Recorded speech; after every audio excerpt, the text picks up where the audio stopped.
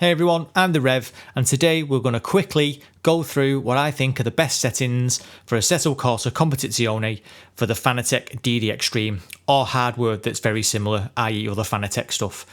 The video is designed so it's got all my settings on screen. You can pause the video, put these settings in to a new profile, saving your old profile for the ones that you currently have. Give these a try and see if you like them or you don't. Force feedback is a massively subjective thing, so these are my settings that give me the feel that I want from the car in Assetto Corsa Competizione. Now, the main difference with my settings compared to Fanatec's own settings is I feel that I get to feel the road and the curbs much more than the standard settings. So due to that, I'm able to read what the car's going to do that little bit better and that little bit sooner, which means I'm able to correct it earlier. As you can see, my max torque output is 15 Newton meters. I have it set at 55%. I don't want the wheel to be ripping out of my hands. I just want to feel what the car's doing. I don't want it to be mega hard work. I just want that feeling. So that's why my FFB is set at 55%. Make sure that your sensitivity, i.e. 1080 degrees, is set the same within Assetto Corsa. And then down at the very bottom, you have the brake force. Mine's set to 35 because I have a very hard brake pedal, as I think that gives me a better feeling. I'm able to brake later and I'm able to trail brake into the corners, which is where you'll make up massive time in ACC.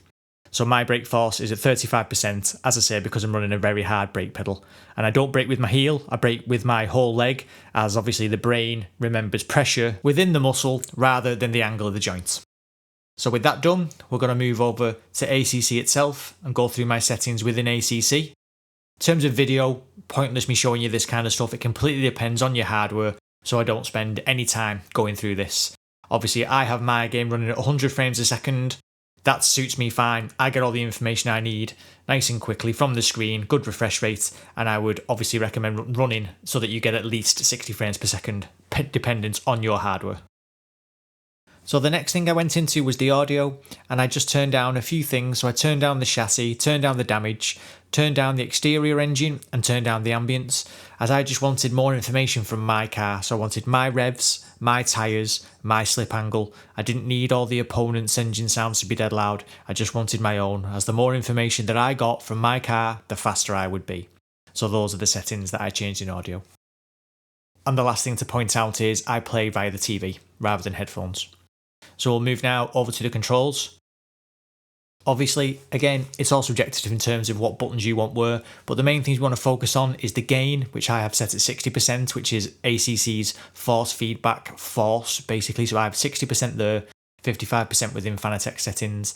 I then have 0 minimum force, 0 damping, 50% on the dynamic damping, the frequency at 400, and as I said, the steering lock set to 1080, the same as within my Fanatec settings, which just gives me more of a feel for the road. So the rest of the settings, the HUD and the general, they're all massively subjective, so you can set those to whatever you wish. But the next things that I want to show you are the controls that I have in terms of the camera view, which is massive and was massive for me in terms of improving my lap time.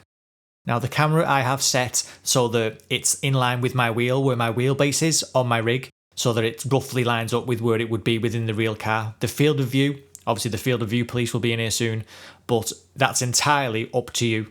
I used an online calculator, put in my measurements from where the television was from my eye, the size of the television, which is a 48-inch CX OLED, and that gave me the calculation of 58 degrees. So that's what I put in. Seems to suit me well. I haven't had any issues when it comes to depth perception or anything like that. So that's why mine's set at that. But again, you'll set it for your particular setup rather than mine. So this setting was one of the most important settings for me, and I never thought for a second that it would be. So I have the movement of the camera set to 0. I understand that the creators of ACC wanted that level of immersion, so they wanted the camera to move around.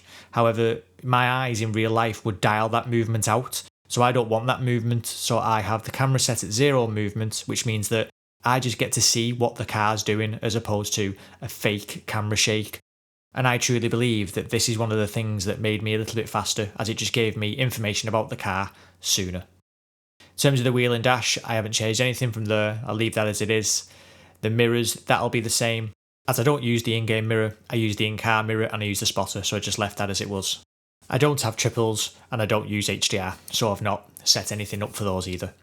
So that's a very quick whistle-stop tour of the settings that I use in terms of my wheelbase and the in-game settings. As I say, pause the video, give them a try, set them up for a profile for yourself, make sure that you save your old settings and give them a go, and I'd love to hear in the comments what you think.